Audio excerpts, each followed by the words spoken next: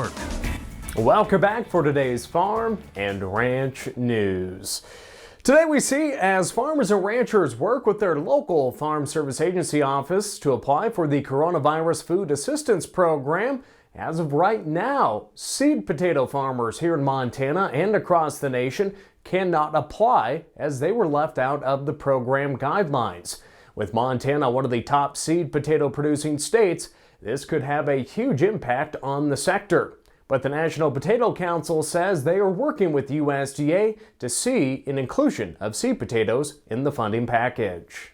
Seed potatoes are the tip of the spear for every single crop that the potato industry has. If we don't have seed potatoes, we don't have a crop. And also the difference between seed potatoes and potatoes that you see in your grocery store is, other than purpose, they are potatoes. And so they should not be considered differently in the CFAP program. The National Potato Council has been working with USDA to make sure that seed potato producers are included in the CFAP funding. I think that there has just been some confusion in interpretation with FSA and some of the offices. We're working pretty closely. I think USDA sincerely wants to get these things right. I don't see any impediment that we would have to wait for another stimulus bill or an amended rulemaking to make seed potatoes eligible. So we're pushing pretty hard, and I'm cautiously optimistic that USDA is going to make a change here to make sure that these growers aren't left out.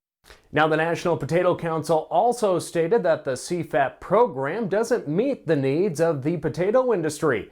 In addition, with 60% of potatoes grown in the U.S. destined for food service customers, COVID-19 has created an oversupply of 1.5 billion pounds of potatoes.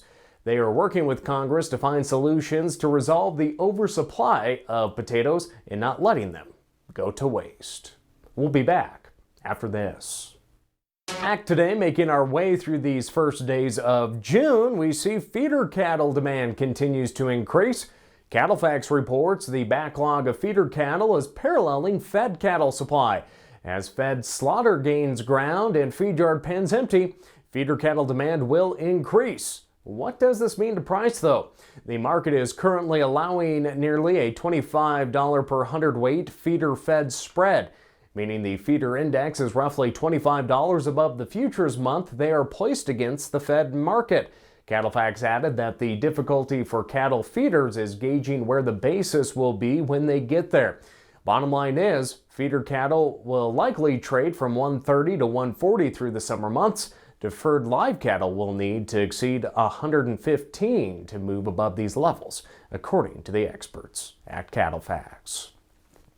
And finally today, USDA has released its agricultural price report, compiling data on the average price producers were paid in April 2020 compared to April 2019.